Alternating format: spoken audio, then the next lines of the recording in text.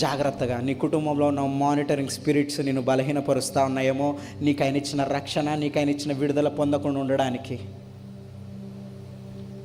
ఈ దురాత్మలు ఏం చేస్తాయంటే నిన్ను బలహీనపరిచి నిన్ను ఆయనలో నిల్చొనియకుండా ఎలా మాట్లాడతారు తెలుసా? ఆ మాట ఎలా ఉంటుంది తెలుసా? నా దగ్గర రూపాయి లేదు, రూపాయి లేకపోతే నేనేం చేశానంటే, మమ్మీ వాళ్ళు వెళ్ళిపోయారు ఇక్కడి నుంచి. వెళ్ళిపోయే తర్వాత నేను చర్చ్ స్టార్ట్ చేశాము. చర్చ్ ఎక్కడ పెట్టాలో అర్థం కాలేదు. నా దగ్గర ఒక్క పేషెంట్ లేడు, నా దగ్గర రూపాయి లేదు. నేను ఎలా చర్చ్ నడిపించాలి? ఎవరింట్లో అద్దెకి దిగినా కానీ ఎవరు ఒప్పుకోరు చర్చ్ పెడతామంటే అప్పుడు ఎలా బతకాలని కంగారు పడతా 4-5 నెలలు మా మమ్మీ వాళ్ళ మీద ఆధారపడ్డా. అప్పుడు స్టార్ట్ చేశారండి మా మమ్మీ వాళ్ళు. అంటే మా మమ్మీ వాళ్ళని తప్పనట్లేదు, వాళ్ళ తల్లిదండ్రులు ఆలోచిస్తున్నారు అంతే, వాళ్ళ ప్రేమ అది. ఏమన్నారు తెలుసా? ఎలా బతుకుతావురా నువ్వు, ఎలా బతుకుతావురా నువ్వు, ఎలా బతుకుతావురా నువ్వు. నేను వెళ్ళినప్పుడు ఛార్జీలకు వాళ్ళే ఇవ్వాలి, నేను తిండి తినడానికి వాళ్ళే ఇవ్వాలి, రెంట్ కట్టడానికి వాళ్ళే ఇవ్వాలి, అన్నీ వాళ్ళే ఇవ్వాలి. నువ్వు ఎలా బతుకుతావురా, ఎలా బతుకుతావురా, ఎలా బతుకుతావురా అని అడగడం మొదలుపెట్టారు. నిజంగా అండి, ఆ రోజు నా గుండె పగిలింది. ఎలా పగిలింది తెలుసా? అందరు మా మమ్మీ వాళ్ళు ఆ రూమ్లో పడుకుంటే నేను ముందు రూమ్లో పడుకొని ఒకవైపు తిరిగి నా ముఖాన్ని కప్పుకొని ఏడవడం మొదలుపెట్టినా. నువ్వు దర్శనమిస్తే నేను సేవకొచ్చా, వీళ్ళ దగ్గర నేను చెయ్యేందుకు చాపాలి?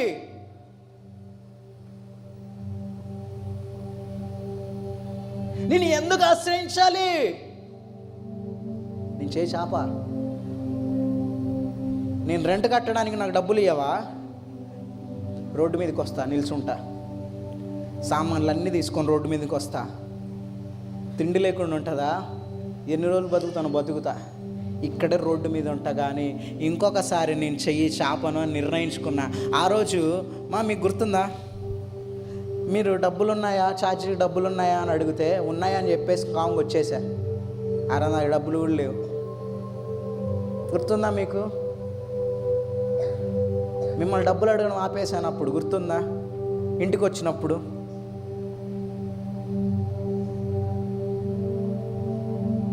ఆ రోజు వచ్చి నిల్చున్నా. ఒకటే అనుకున్నా, బతుకుతే బతుకుతా, బతికిస్తే బతికిస్తాడు, లేకపోతే ఏదన్నా కానీ అని నిర్ణయించుకొని నిల్చున్నా.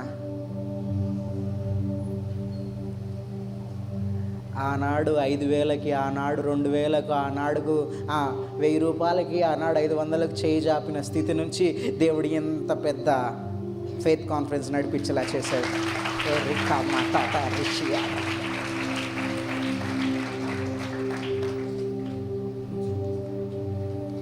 మా అమ్మ అడుగుతా ఉంది ఇప్పుడు, ఏమని అడుగుతా ఉంది?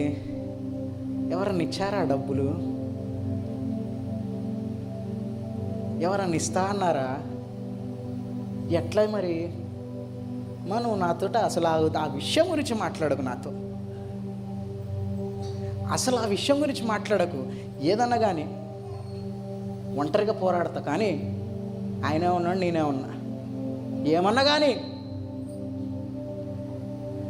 మా అమ్మ ఫుల్ హట్ అయిపోయింది. వీడు నాకేం చెప్పట్లే, చెప్పను, ఎందుకు చెప్తా? నువ్వు వీక్ అయినప్పుడు, నువ్వు దేవుళ్ళలో లేనప్పుడు ఒకేసారి మానిటరింగ్ స్పిరిట్ నా మీద పడింది, నన్ను బలహీనపరచడానికి. ఎట్టి పరిస్థితుల్లో నేను బలహీనపడను. ఆ బలహీనపరిచే కమ్యూనికేషన్, ఆ బలహీనపరిచే కన్వర్జేషన్స్ కట్ చేయాలి. ఎవరికి నీ బాధ చెప్పుకోకూడదు. ఎలా ఉంటాయి తెలుసా ఈ మానిటరింగ్ స్పిరిట్స్? ఇదిగో నువ్వు ఎవరి దగ్గరికైనా బాధ చెప్పుకున్నావు అనుకో, వస్తాడు వాడు. నిన్ను బాధపరచడానికి వస్తాడు, కానీ నిన్ను నిలబెట్టడానికి రాడు. చుచ్చు సౌండ్లు. అయ్యో, ఎవడన్నా ఎందుకు భయపడతా ఉన్నావు? నీ దేవుడు లేడా నీకు? దేవుడు నీ కొరకు మరణించలేదా?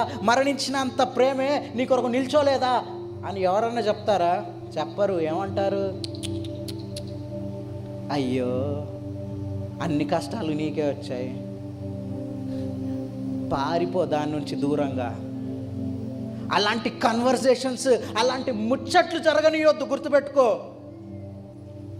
ఎట్టి పరిస్థితిలో అలాంటి కన్వర్సేషన్స్ నువ్వు స్టార్ట్ చేసావా, నిన్ను తిప్పి తిప్పి తిప్పి నువ్వేమనుకుంటావు, వాళ్ళకి చెప్తే నీకు ఆదరణ వస్తుంది, వాళ్ళకి చెప్పుకుంటే నాకు నెమ్మది వస్తుంది అనుకుంటావు కదా. నువ్వేమి లేదు, ఆ దురాత్మలకు, ఆ చీకటి శక్తులకు నువ్వేం చేస్తున్నావు అంటే రెడ్ కార్పెట్ వేసి పీల్చుకుంటా ఉన్నావు.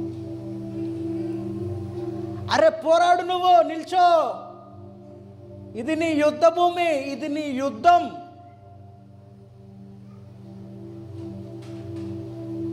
నిల్చో, పోరాడు, ఫేస్ చేయి, యాక్సెప్ట్ చేయి ఛాలెంజెస్ని, ఏదన్నా కానీ చూసుకో, నిల్చో.